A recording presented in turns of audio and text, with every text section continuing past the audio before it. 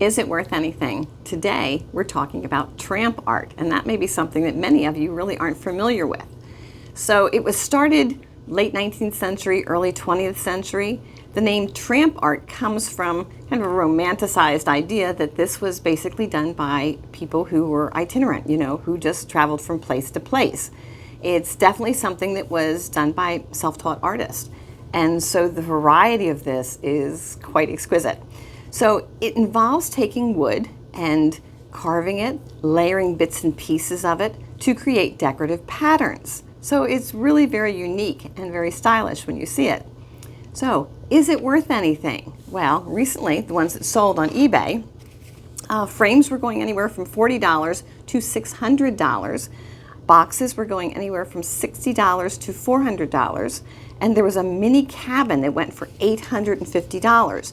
Now, this often was frames or boxes, things that you could put any kind of trinket into.